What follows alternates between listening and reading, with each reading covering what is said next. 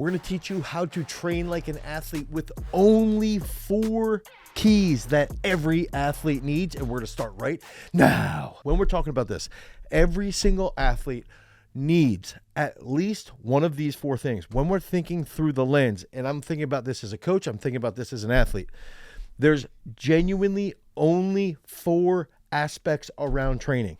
Okay, so if we're thinking about 4 aspects around training, I want to look through and say, okay, if I'm an athlete and I'm in the gym and I'm doing work, or I'm at the field, or I'm doing anything as far as training is concerned, my first big aspect is recognizing that this is going to supplement the sports skill. So the skill is done by the sports coach. Okay, so everything that we're going to talk about in the 4 key things is building upon that. Okay, so if we're looking at technique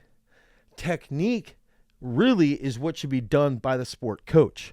For an example, I'll use throwing. Okay, so if I'm breaking down a thrower and I'm looking at a shot putter or a discus thrower, or let's use football. This is an example. That's probably going to be a bit better. If I'm looking at football and I'm recognizing that in the sport of football, there's technique and hand fighting that an offensive line coach is teaching an offensive lineman. What ends up occurring is that the offensive line coach is analyzing weaknesses in the specific athlete, and then in most cases will communicate to a strength coach specific weaknesses. Okay, so the weaknesses that are seen are then improved through physical qualities. Okay, so weaknesses get improved in the weight room. Now, when we go back to the technique and the skill is improved on the field. Yes, there's some skill work that we can do in the weight room.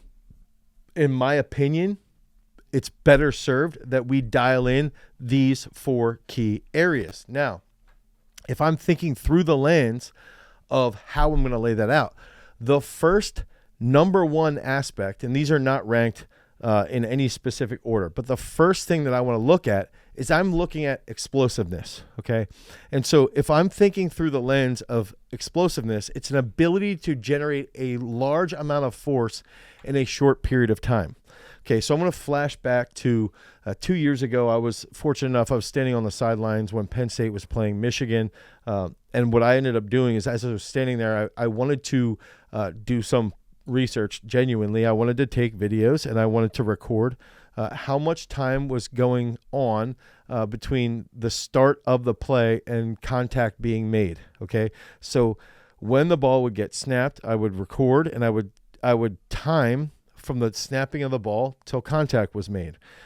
Okay, and I would notice that the individual who was further across the line and was making contact in an advantaged position would typically win the battle between each individual in each individual battle. And so looking at this, we're diagnosing this as explosiveness. What's up, guys? Our podcast and our channel are sponsored by our own strength training app, Peak Strength. The entire focus of Peak Strength is to provide you guys with the absolute best sports performance app that you could ever imagine. We build out the programs on the back end. We take in all of these different decisions that we learned here on site at Garage Strength so that we can then apply it to you so you can improve your training. So if you guys want to improve your overall sports performance, head over to peakstrength.app, the Google Play Store or the Apple iOS Store. Download Peak Strength. You'll get a free week of training, and then you can start getting on those gains, get those reps done so that you can become a champion. Now, let's get back to the video. Peace. Okay, so you're generating a large amount of force in a short period of time. And this could be the sense of someone going off the line when somebody snaps the ball. Okay, this could be reacting in a certain scenario defensively in basketball. Okay, so the way that we look at it, I look at it as impulse strength. Okay, so impulse is force and time. Okay, so impulse is literally how much force are you applying in this period of time. And if we look at that and your impulse expression is high, it's going to be explosive. Okay, this is like a key component behind explosiveness. So I'm looking through the lens and it's explosiveness here. I want to win the battle. I want to be as explosive as possible. Think about a shot putter. Okay. A shot putter will apply as much force at the front of the circle as possible in a time frame that might be a half of a second. Okay, so it's extremely explosive. It's a massive amount of force in a short period of time. And if we can develop that over time, then we'll see an increase in things like rate of force development. We'll see people will appear to be twitchier. We've reacted to Mark Henry dunking a basketball, right? So if he weighs 410 pounds and he does a counter movement and then applies a massive amount of force and is able to explode up and achieve a dunk, we're seeing someone who's very twitchy, very reactive, and has a high level of impulse. So when we're looking at explosiveness, the first concept or the first key around explosiveness is going to be impulse strength. Okay. Now, I like to break down impulse, or I like to break down explosiveness into lifting or exercises as well. So if we're looking at this, so first, the next aspect that we're going to be looking at is reactive strength. Okay, so how quickly does somebody have the ability to react to some type of load, like let's say catching a clean and getting out of the bottom. Let's say landing and jumping. Okay, so there's a little bit, but with some type of load, because the third part that I look at with explosiveness is elasticity. How elastic are they? And elastic, in my mind, based off of definitions that I've heard from Christoph Kipp, is reacting in under 0.4 seconds. So very, very short time frames. So hard that it's basically like naked eye recognition. Okay, so if we're looking at some type of, most impulse-based training will also be under a half of a second. Okay, most reactive work will be loaded at a lower level than impulse-based training, okay? But it's still going to be very quick. So I like to think about this in regards to dropping off of a box and throwing a medicine ball, okay? That's going to be more reactive-based, okay? And the impulse movement that we might be focusing on in the weight room might be unbroken back squats, okay? And then if we're looking at elastic strength or elastic explosiveness, if we're looking at elastic explosiveness, this is where we're going to see more hops-based training and more jumps-based training. Okay, so we're looking at the umbrella of explosiveness is the first key aspect around developing an athlete. So every athlete out there has to be explosive. Okay, then we're looking underneath that umbrella of explosiveness and we're going, okay, first they need to have impulse-based strength. So they have to be able to apply force in a short period of time that's high, a high amount of force in a short period of time. This is going to help us become more explosive. So this is where weightlifting variations come into play. Think about cleans, think about snatches, think about their derivatives, the movements of these classic exercises. That's where we're going to see impulse strength developed. Okay, unbroken reps, speed reps. Okay, in a more traditional sense. Okay, then we're looking at reactive strength, okay, or reactive explosiveness. If we're looking at reactive explosiveness, now we're doing a weighted movement that's typically will become unweighted, okay, or a heavier, a higher drop that then leads to some type of reaction in a specific way. Okay, so think about depth drop off of a box and then throw a medicine ball. Okay, think about jumping in place with dumbbells, dropping the dumbbells, and then jumping. And then elastic explosiveness is where we want to see very quick reactions. So this is where the hops comes into play, pogo hops, rabbit jumps.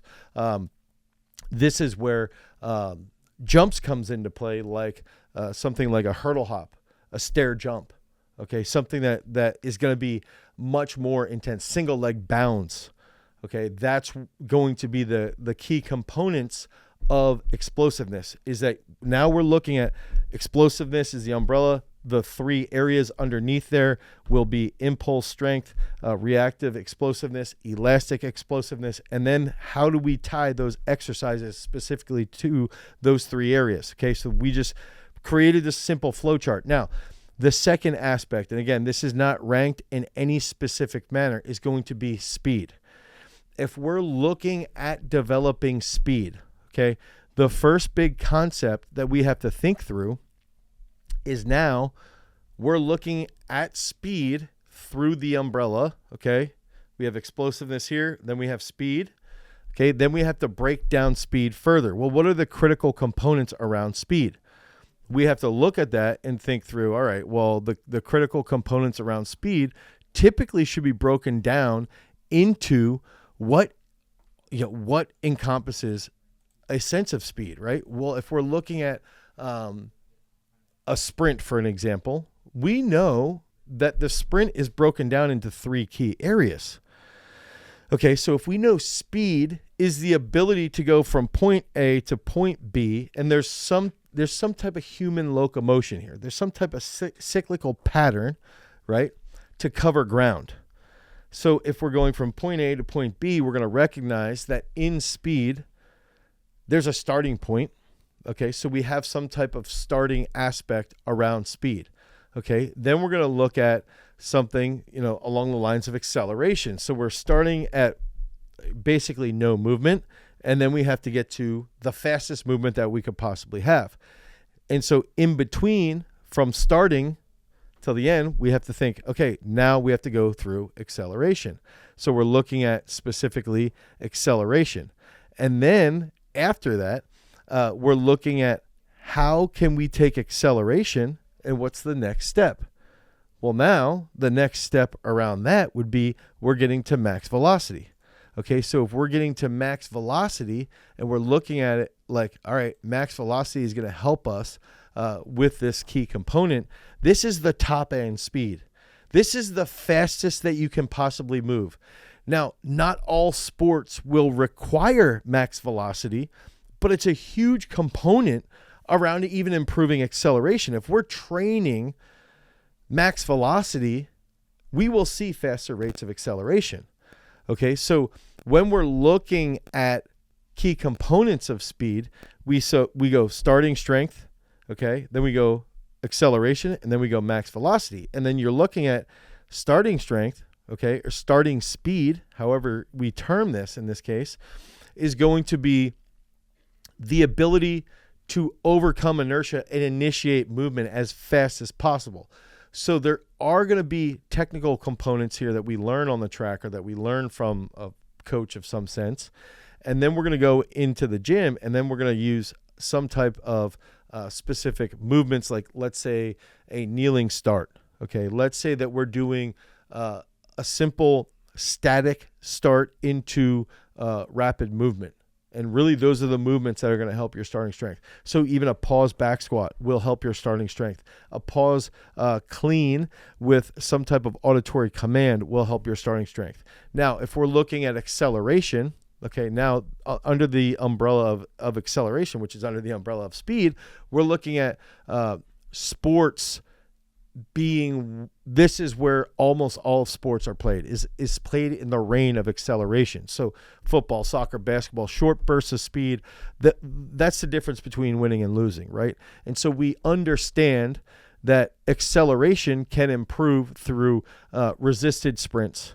We understand that acceleration can improve through speed single leg squats. Acceleration can improve through plyometric work. Acceleration can improve through hill sprints. Acceleration can improve through 10 to 20 yard sprints. Okay, so we want to focus on acceleration and then use the mechanics that we learned from our sprint coach to apply towards this realm. Now, we're looking at max velocity. This would be, now we're going to use drills for max velocity. So this would be wickets. This could be overspeed training. This could be even flying 10s at 50 to 70 yards. We're going to be measuring your flying 10. Okay, so that's going to be 3 areas of max velocity. So when we're looking at explosiveness, it's a little bit easier to identify the type of exercises. When we're looking at speed, those exercises are really part of starting strength, acceleration, and max velocity. So that's something that we have to keep in mind when we're building this out. Now, when we get into the next concept, right? We have 4 key areas that you've got to focus on. And if we're going to break these things down, we're looking at explosiveness, speed. The next part of this framework, the next pillar of this framework is going to be strength. Okay, so when we're thinking through strength would be quantified as the maximum amount of force that you can produce in a single given effort. Okay, so the maximum amount of force that I can apply on a bench press in a single given effort.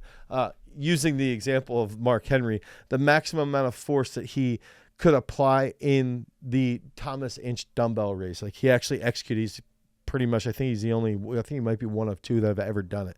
But really, it's, in my opinion, the foundation upon which all other physical attributes are going to be built upon. Okay, the stronger somebody gets at an early age, the more coordinated they tend to be, the more mobile they tend to be, the more they understand force application. And without strength, a lot of times you'll see a limit to somebody's speed and explosiveness, and even to a point endurance. And so in the gym, strength's really going to be developed early on.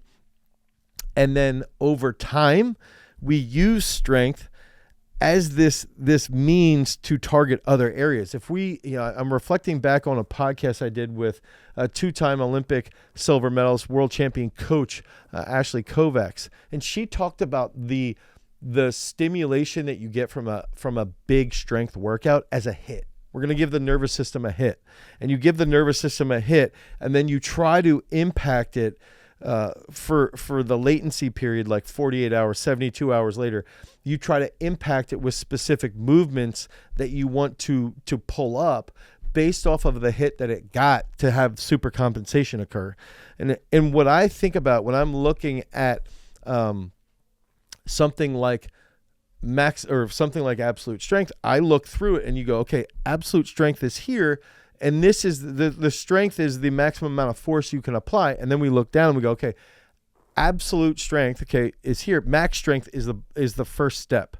So if we're taking, this would be the traditional sense of maxing out your bench press, maxing out your deadlift, maxing out your pull-ups, maxing out your squats. These are classic tools that you would be using to build that up. Now we're seeing this and we're actually going, okay, now I understand. Now I see that this is a 1 rep max, or we might have to do a 5 RM to push this max strength. But we understand we are training the quality of maximum strength. Okay, we understand that we are pushing with these traditional foundational movements.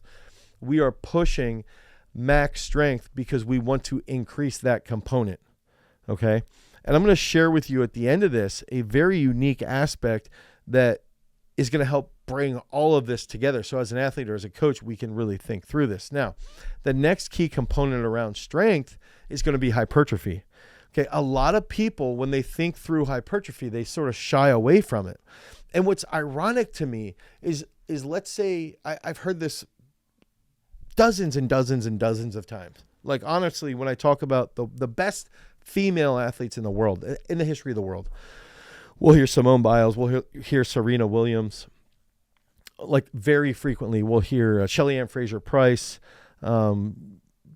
Katie Moon is one of the best pole vaulters ever. How fast she is, how explosive she is. Those are just off the top of my head, right? And obviously, I have quite a bit of favoritism to track and field. But oftentimes, people will say, "Well, yeah, Serena was so jacked. She was so fast. She was so explosive. She was so jacked. She was so much more muscular than everyone else." And then the next breath you say, well, all right, well, so can we get your daughter to come in and start lifting a little bit more frequently? Well, I don't want her to get big and slow. But you just said Serena was more jacked. She had more muscle. Well, yeah, but at the end of her career, she started to slow down. She was 40. She was 40 at the end. Dude, do you know how many titles she won? No, she's the greatest tennis player easily, ever. Probably the second best athlete ever, if not the best athlete ever, the women's side. Simone Biles, man, she's jacked. You see her jump, you see the size of her legs? Dude, she's explosive. She was jacked. She's still jacked. She's incredible. Yeah. That's hypertrophy. You're seeing even in Tia Toomey, somebody who's tremendous hypertrophy. You're seeing CrossFit especially showed what hypertrophy could do for the female athlete. And I believe, yes, there's a point where on the men's side, hypertrophy can be too much. Okay, I do believe that there's a point, but it's not going to happen if you're playing your sport enough. So in the weight room, if we see somebody has their strength and we see that their max strength is good, but there's an issue with certain size areas, and I'm going to actually use an athlete myself, Ryan McDonald. he has incredible maximal strength. There's some aspects of hypertrophy that we need to work on with him. He needs to get a little bit bigger in his shoulders. He needs to get a little bit bigger in his elbows. Okay, so now we're going to try to push the tricep work. Now we're going to see this and say, okay, max strength is going to focus on neural adaptations, but hypertrophy training is going to increase size. And if we can increase size, and then we can innervate the larger muscle so that now it's going to produce more force, because we know there's a point here that larger muscle will produce more force if we're training accordingly to this. So, and that's going to lead to that long-term strength development. And then finally, the last aspect, if we're thinking about explosiveness and reactive explosiveness, I see reactive strength as the third unique component around strength. And if we think through, this is the ability to produce force very quickly, and then also to rapidly use force out of fast eccentrics and then into a fast concentric. Okay, so in this case, we would be thinking through the gap of taking a fast, let's say you take a deadlift, your best deadlift, 700 pounds. You take 500 pounds and you do a fast eccentric, you touch and go. Reactive strength is an example. It's shown through that example. It's shown through doing a fast touch and go. It's shown through taking a clean and catching it out of the hole and driving up. It's shown through an unbroken front squat at a very heavy load. It's shown through much more weight on the bar, or much more weight in a given exercise, and then being able to control it from a fast eccentric into a fast concentric. And so through that brief isometric, the amortization phase, the reactive strength, we have that tension, we have strength to develop that. And so if we're looking at, exercises like a foundational movement of just maxing out a bench press, a back squat, or a deadlift is going to be max strength. If we're looking at hypertrophy, it's going to be more time under tension, longer periods of mechanical tension. If we're looking at reactive strength, then we're seeing fast eccentric into a fast concentric. Okay, so those are those examples. And so the thing is with strength training is it's not just about lifting heavy, it's about developing the capacity to produce force in various contexts. So when we provide context and then if we're training with speed and we're training with explosiveness and we're looking through the lens, we now can see how this transfers. Okay, and so this is how we set up our training inside of our strength training app, Peak Strength. We lay everything out, and we have one more aspect here that every athlete needs that we have to build upon. Okay, and when we take those aspects and we build upon them over and over and over again, we also tend to look at sports in the sense that if I'm looking at a sport, I want to break down the sport into how much of each of these qualities do we need to focus on. And so when I trained South Dakota State, their entire wrestling team, I'm looking at it going, how much does this athlete need strength or endurance or speed? And how much do we need to build out based off their programming to then try to focus on percentage of training? Same thing if I'm looking at a shot putter. How much needs to be focused on strength, explosiveness, or speed, or endurance? And endurance is that fourth key aspect. So if we're looking at endurance, really the way I like to look at it is I'm looking at endurance is the ability to sustain physical and mental stress over and endure that. We're going to endure that physical and mental stress over a long period of time. You're going to be able to endure and handle it. It's a key component of fitness. But what we're trying to look at, in my opinion, would be we're looking at first, okay, muscular endurance. And it's going to sound odd to think this way, but if we're looking at muscular endurance as the first aspect, okay, now we know that the four key concepts that we're going to look at are explosiveness, speed, strength, endurance. Those are the four key sort of pillars over top of the umbrella. And then underneath each one of those, we're laying out the qualities of endurance. In this case, would be muscular endurance. Okay, so then off of muscular endurance, we have to gauge how much time is this athlete needing muscular endurance. Is it 5 minutes? If we're a 500-meter swimmer, it's going to be a long period of time. So there's things that we can do in the gym with hypertrophy. There's things that we can do without hypertrophy. There's things that we can do with isometrics.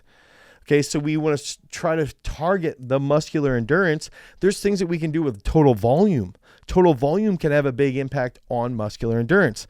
And so if we're looking at repetition, if we're looking at high rep resistance training, if we're looking at isometrics, if we're looking at body weight training over very long sets, that leads to a tremendous amount of muscular endurance. And this is the ability of a group of muscles to do repeated contractions for a long period of time. Okay, so that's going to be, and especially specific to a little bit more strength oriented on the time continuum.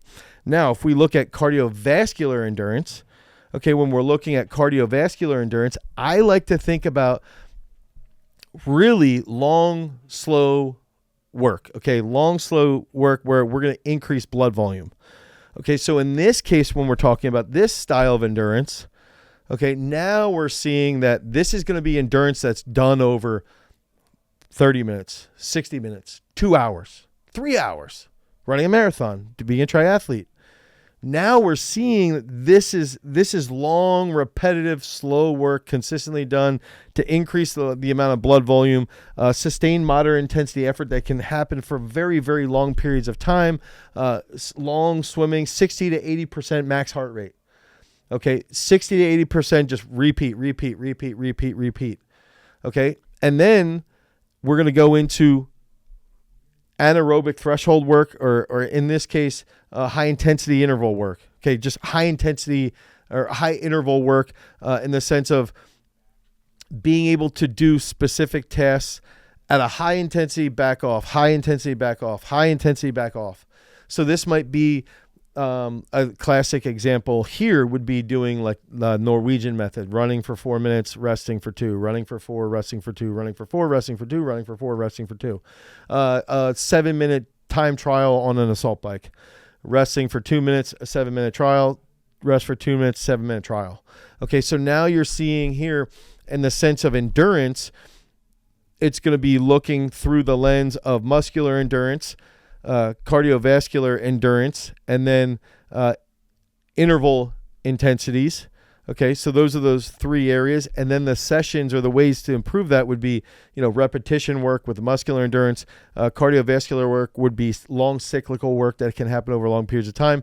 And then when we're looking at the interval improvements, we're looking at short bursts, short bursts that are repetitive. And that's where the Norwegian method comes into play. And ultimately, as a coach or as an athlete, you have to understand there's really just 4 key areas. And that's where our concepts around sport depths have come. All of these concepts are rooted down below. We have a document, a sports depth document. You can click on the link down in our description. And when you download the sports depth document, you're going to see how we break out the sport depths into 5 key areas. And then we take those, and that's where we designate our sports-based training. But the sports depths are based off of these 4 key concepts or these 4 key areas. We take the 4 areas and then we look at all of the sports that we can possibly think of, and we break them into sport depths based off of how much explosiveness, strength, speed, and endurance that they need. And then we put these sports that have similar qualities together, and then we continue to build out the type of training, the type of assessments that they need based off of how much explosiveness, speed, strength, and endurance they have in their sport. Okay, so this is a groundbreaking concept known as the sport depth system. Explosiveness, speed, strength, and endurance are the key formulas, the key things that every single athlete needs. And then we use those assessments to try and improve that over time. Outside of this, nothing else is happening in the gym. Outside of those 4 key areas, nothing else is happening. Technique happens in the gym with weightlifting exercises. And then when you master technical learning and technical aggression, you can then apply it to the field. But the stuff that you're doing in the field, you're learning in the field. You're learning from a sport coach. Okay, so these are concepts that are applied directly in our system here at Garage Strength. We also use them inside of our strength training app, Peak Strength. You can download Peak Strength today. Get inside Peak Strength. If you want content similar to this, click on this video right here, because remember, freaks, if you want to become a champion, you've always got to cultivate your power. Peace.